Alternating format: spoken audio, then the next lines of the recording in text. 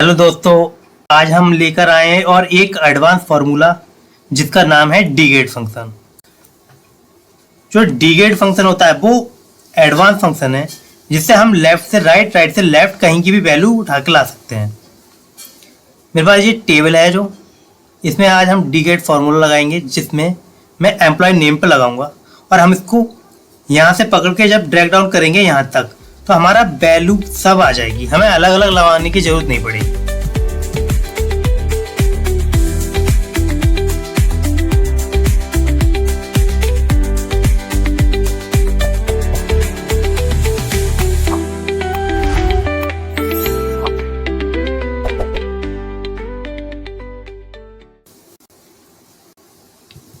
इसको मैं ठीक कर देता हूँ, अमाउंट की स्पेलिंग गलत है। अमाउंट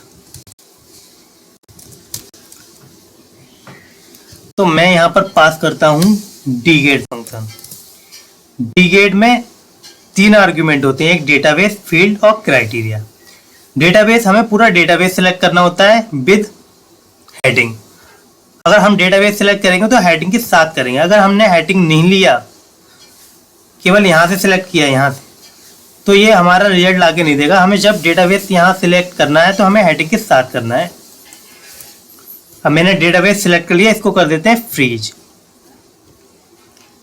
क्योंकि मेरा डेटाबेस चेंज नहीं होगा, ये मेरा फिक्स रहेगा, इसलिए मैंने इसको कर दिया फ्रीज।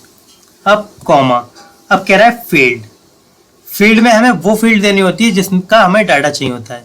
जैसे मैं यहाँ पर जब फंक्शन लगा रहा हूँ वो एम्प्लॉय नेम पे लगा रहा हूँ, क्यों मैं एम्प्लॉय नेम पे लगा रहा हूँ कि एम्प्लॉय नेम का डाटा चाहिए, तो मेरा एम्प्लॉय नेम मेरा फील्ड रहेगा।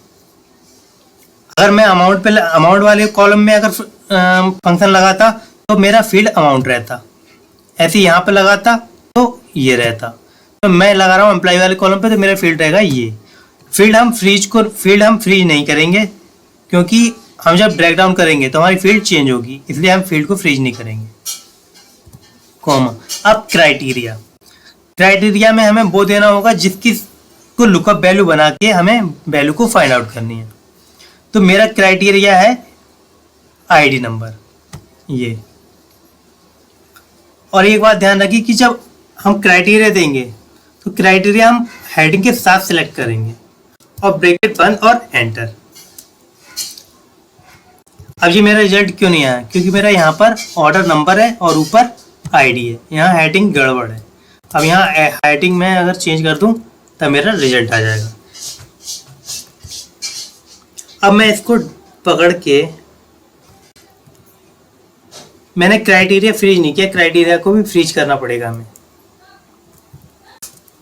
अब मैं इसको सीट को इसको ड्रैग डाउन कर दूंगा तो मेरे सारे रिजल्ट आ जाएंगे। अब ये डेट में आ रहा है तो इसको हम कन्वर्ट कर सकते हैं नंबर में।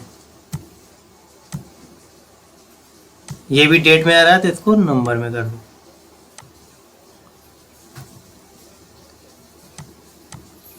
अब मेरा एम्प्लॉय आईडी E0031 से मेरा नेम है रोहन और अमाउंट है 18,296.34 ये आ रहा है, और इनवाइस एज पर कस्टमर ये आ रही है और ये डेट आ रही है।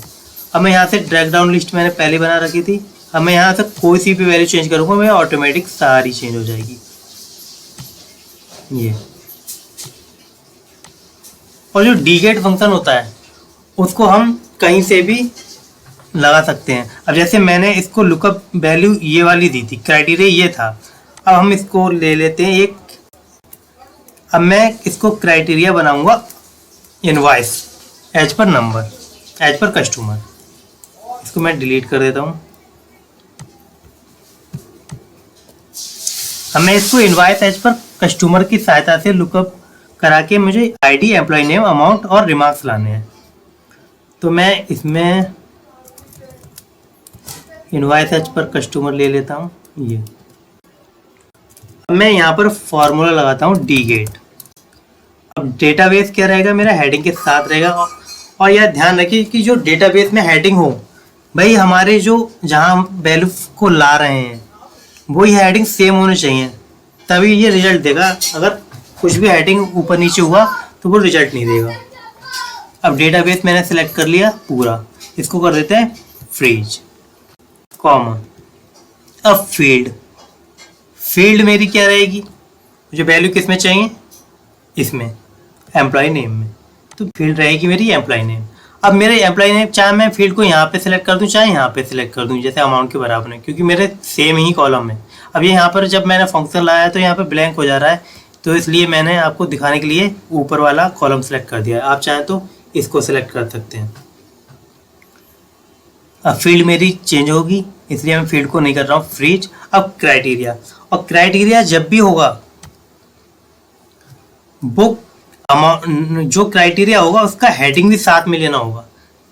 अगर हमने केवल क्राइटेरिया ले लिया और हेडिंग नहीं लिया तो ये रिजल्ट नहीं देगा, तो हेडिंग के साथ हमें क्राइटेरिया लेना होगा। अब क्राइटेरिया हमारा रहेगा फिक्स, इसको कर देता हूँ फ्रीज। अब ब्रैकेट बंद और एंटर। देखिए इनवॉइस नंबर की सहायता से इसने रोहन ला के दे दिया। अब मैं इसको यहाँ से पकड़ के यहाँ पर कर दूँ तो ये अमाउंट ला के दे दिया। अब यही फॉर्मूला अगर मैं यहाँ लगा दूँ,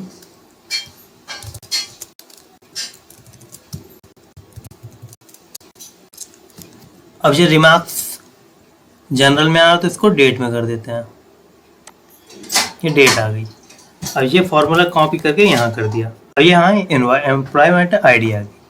अब मैं यहाँ पर, अब ये मैंने पहले यहाँ से आईडी से लगाया था ये डीगेट फंक्शन, अब मैंने इनवॉइस नंबर से लगाया।